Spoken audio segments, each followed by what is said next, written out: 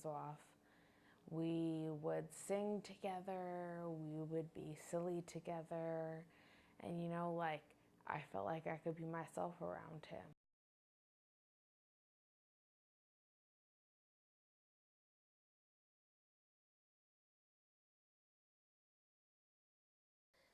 We have a lot of the same personality. Well, first off, when we met, we were both kind of at the same stage in life, kind of just all about hanging out, drinking, partying. So we were, you know, outgoing, and well, he's a lot more outgoing than me. But we were both. I did want to kind of. He talks to the world. Yeah. Like I'm more. If I know you, then I'm very outgoing with you. But if I don't know you, I'm just not talking to you at all. I just don't like you. So, but I mean, when it came to like hanging out, drinking, liking the same things, we were very similar. And after hanging out for a while, and getting to know each other for a couple of months before we got together, then I guess that's when I knew he was the one for me.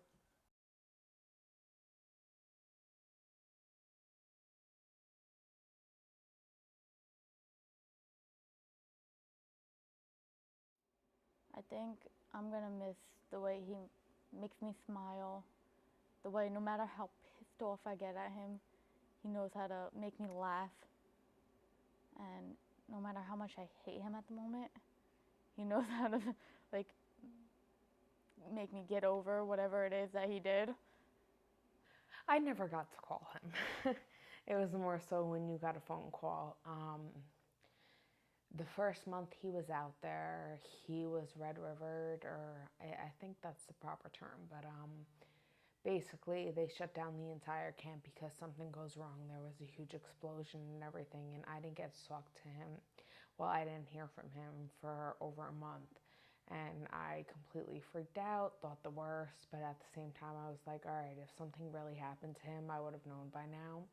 But There were very few phone calls, maybe like 5. Yeah, Skype. Yeah. And email. That's how you communicate. Skype only during the beginning and the end. Yeah. Because he was on the boat the rest of the time. So we only got to Skype for the first month, I think, and for the very last month. Yeah. But in between, it was emails. And whenever the emails was like the boat couldn't get signal and he couldn't email me, it was maybe like 2 weeks sometimes that I wouldn't hear from him. The boat goes into can't think of the word, but pretty much it's blacked out from any type of communication from anywhere. So you can't send out messages. I just came back on this previous Monday, and it's Wednesday now, from California, and I was there for 2 weeks. I went out there to say goodbye to my husband and pack up our house since we're getting rid of it while he goes on deployment. It was really sad. Like, we went to a few like places like LA and San Diego, but it was just sad because I know this was going to be the last time I was going to see him for the whole year. War in Afghanistan 2 Friday nights ago. We were there at Bagram Airfield because that was the night we reported Tim Russert's death. Our trip ended. We came home without showing you some of what we had reported there. Tonight we have a look at life there and the war effort now in its 7th year.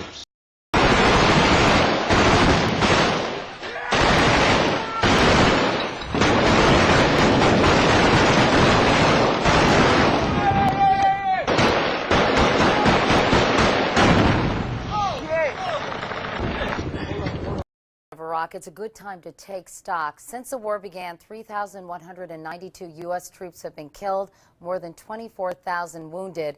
At least 50,000 Iraqi civilians have died.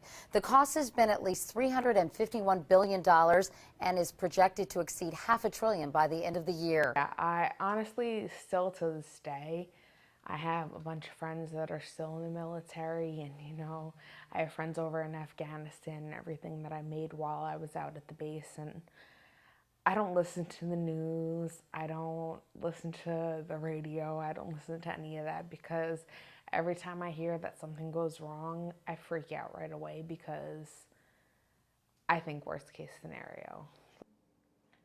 Because, I mean, not just me, even his friends and everything else were like, wow, he's not the same person I've always known. Like, he just has a different outlook on everything. And I can't even say it's a positive outlook. He has a negative outlook on everything, and he's just very serious all the time. He doesn't know how to let go and enjoy himself. My friends, and nothing else. Like, he had off. I mean, he didn't have time off, but he would come out of work at like, go in at like 6:45 and get out by like 11 for a week. And it's like 5 p.m. and I'm like, where are you? He's like, oh, I'm just helping my friends move in. And I'm like, I haven't seen you in 6 months. Yeah, but I just want to be with my friends. It was like a total shock to me. After he came back from deployment, like I was saying earlier, they act so different.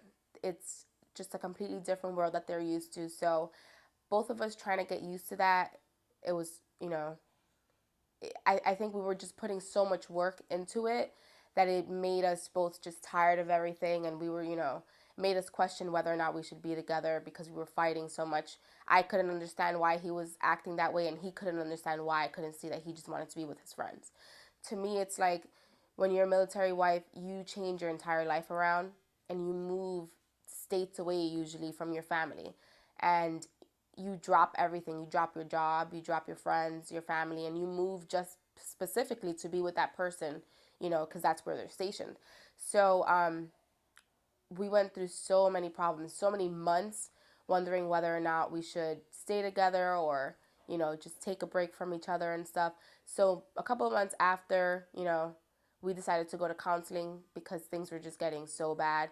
It was to the point where, he didn't want to be home. He just wanted to go out with his friends. Any type of spare money that he had, he used it with his friends. Didn't care about what, I mean, obviously the bills were paid. We got whatever we needed. But anything that was spare, he just didn't care about blowing $200 going to a bar with his friends. Soldiers. The stress of serving in a war zone can fracture a marriage. A Pentagon survey found that 20% of married troops in Iraq are planning a divorce or separation. I found out he was cheating on me, and he cheated on me when we first started going out, our sophomore and junior year of high school, and that was the only time he did.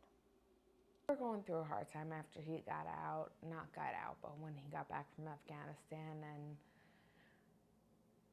it was rough back and forth. We started going to counseling, and there was this girl who was a female Marine, and they, I guess, were apparently talking all the time for like hours, and we shared the same phone bill and everything else, so I knew that he was talking to her all the time.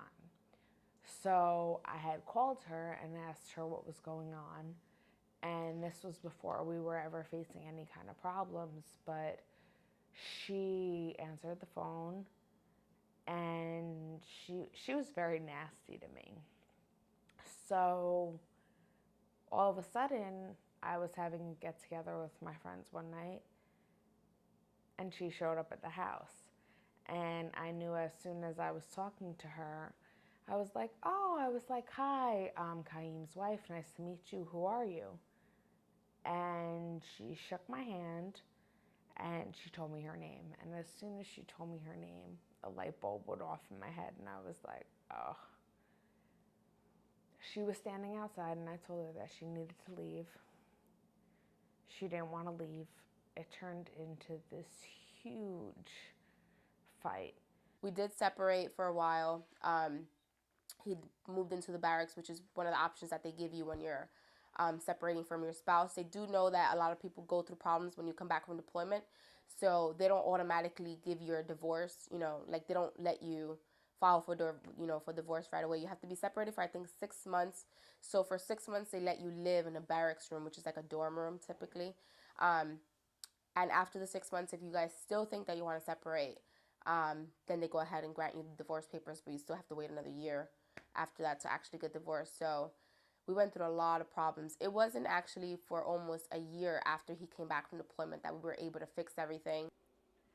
For any girls who are entering into a military marriage or any kind of military lifestyle where their boyfriend, fiance is in the military, just be strong and be entertained, be like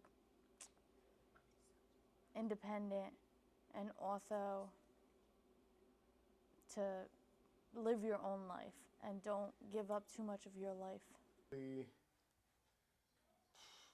Try and, before you go to boot camp, let your spouse know what it's going to be like.